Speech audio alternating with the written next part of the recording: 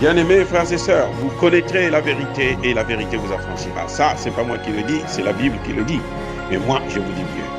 Vous connaîtrez la vérité historique, notamment celle de vos ancêtres kémites, et vous aurez une vision globale de ce que c'est que la vraie souveraineté politique. J'ajoute, vous reviendrez à la spiritualité africaine ancestrale et vous comprendrez les enjeux de l'indépendance économique. Et pour terminer, vous accepterez votre identité culturelle kémite et vous obtiendrez deux choses. La première, c'est la paix. La seconde, c'est le développement, à une condition. L'unité de toute l'Afrique noire, l'unité de tous les Noirs du monde entier. Otep à tous, bienvenue sur la chaîne des panafricanistes par essence, par conviction et par excellence, celle des citoyens kémites, par nécessité et obligation de combat. Nous sommes une chaîne qui n'est guidée que par nos ancêtres et rien que par les ancêtres qui appartiennent à l'égrégore du monde noir. Par conséquent, nous ne croyons en aucun Dieu venu de l'étranger. Toutefois, cette vidéo n'est aucunement destinée à inciter à la haine ou à la violence, car nous menons un combat qui est d'abord et avant tout spirituel, intellectuel et démocratique. Ensuite, il est politique, géopolitique et géostratégique contre l'impérialisme, le colonialisme, le néocolonialisme et l'endocolonat, qui sont tous, comme vous devrez le savoir, des crimes contre l'humanité. Nous menons ce combat sur la base du principe fondamental que nous avons hérité de nos ancêtres kémites, qui est celui de la Mahat, c'est-à-dire solidarité, vérité et justice. Vous êtes donc en droit de connaître la vérité et nous avons l'obligation de vous dire la vérité, rien que la vérité, afin que justice soit rendue au continent africain. Et ça, c'est notre modeste contribution dans cette noble lutte en faveur de la souveraineté, la dignité, la solidarité et l'unité africaine. Ça, c'est ce que nous appelons le panafricanisme. Bien-aimés frères et sœurs, je vais en quelques minutes vous informer d'abord que le président Damiba, l'ex-président Damiba, a été exfiltré vers le Togo.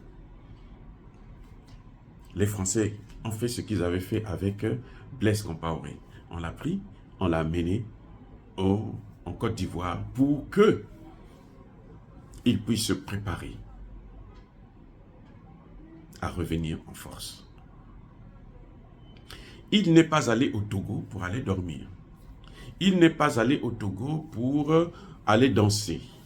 Il n'est pas allé au Togo pour aller boire.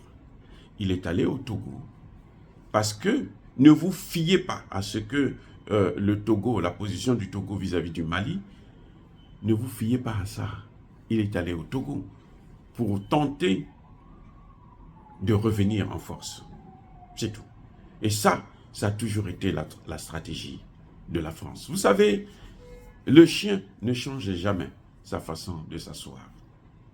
La France, ou la France-Afrique, a toujours utilisé les mêmes méthodes. Des barbouzes. Donc, il faut que le gouvernement puisse être vigilant, il faut que la population puisse être vigilante. Et surtout, il faut que le gouvernement puisse aller vite.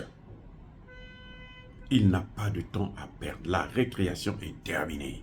Il faut que le gouvernement puisse aller vite vers les objectifs qui lui ont été assignés par le peuple burkinabé.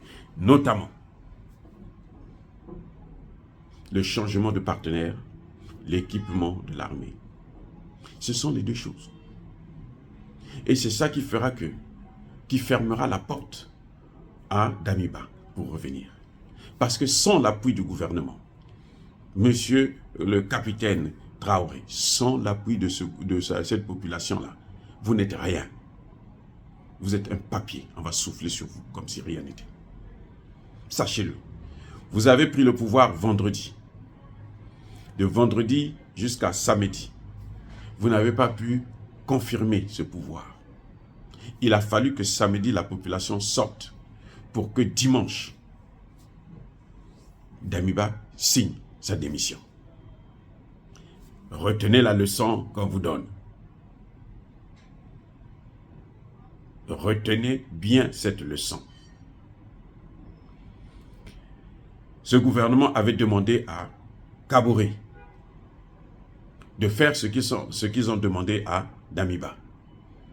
Kaboré a refusé.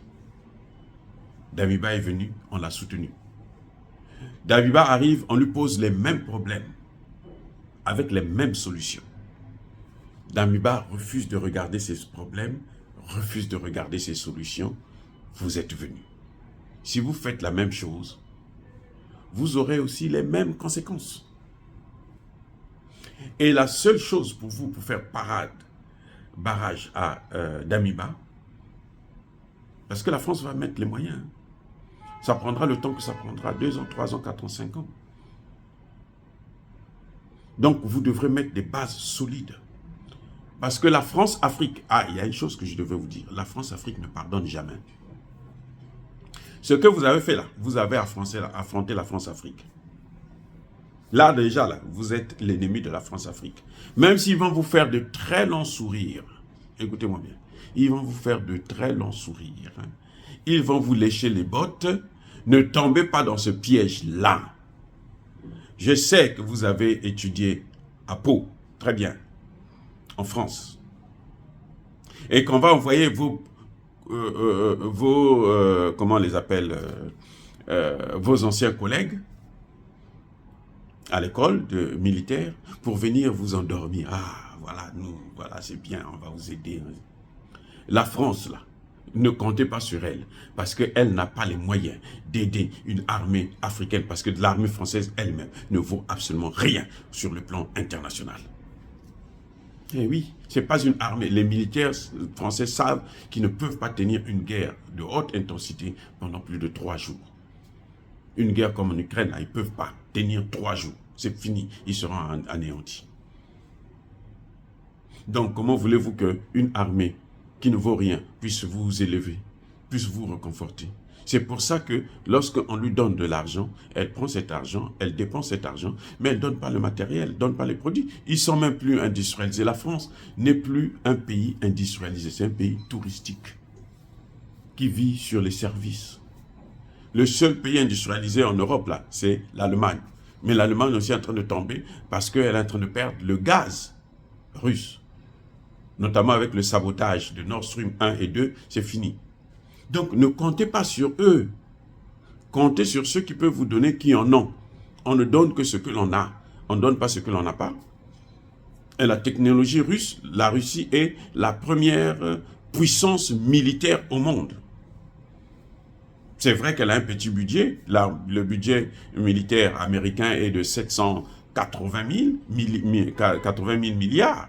Alors que celui des Russes est à peine à 90 000 milliards. C'est 90 milliards plutôt, l'autre est à 780 milliards. Mais c'est pas ça. C'est au niveau de la technologie.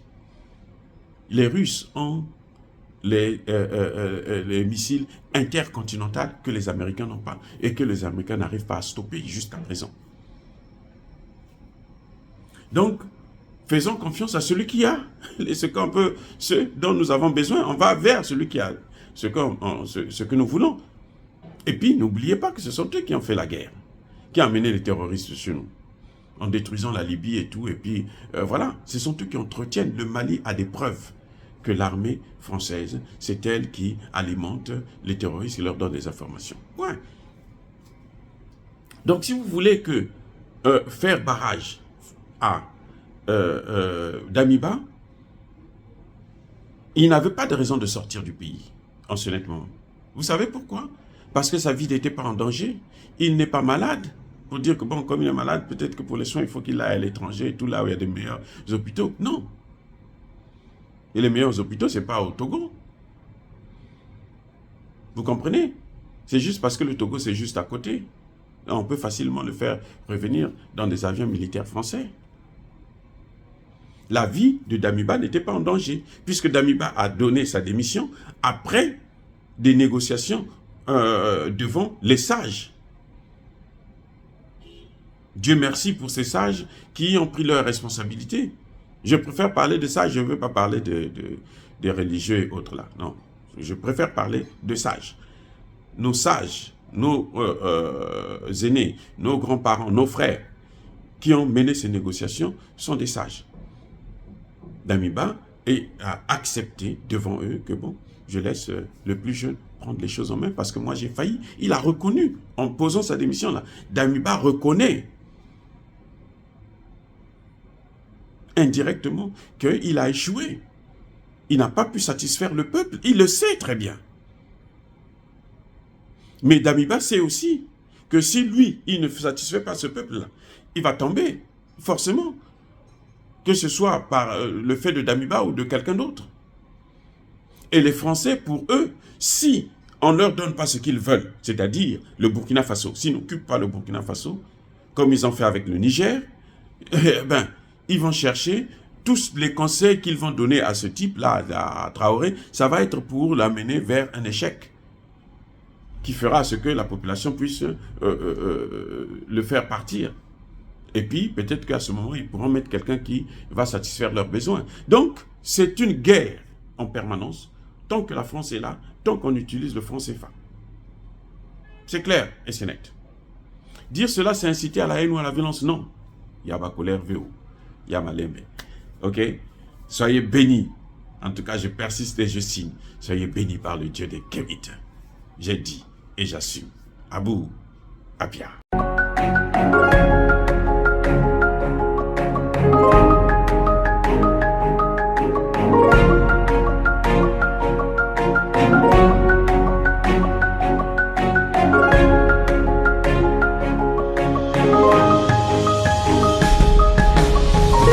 Eux, ils marchent par la foi et non par la vue.